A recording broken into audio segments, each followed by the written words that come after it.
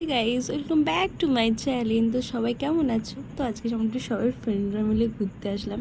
তো একটু ফটো তুলছি। আমি বলছিলাম তুই কী করছিস, ওইদিকে আরও দুজন আসছে। তো একটু গেলাম বত্তির বিলে ঘুরতে।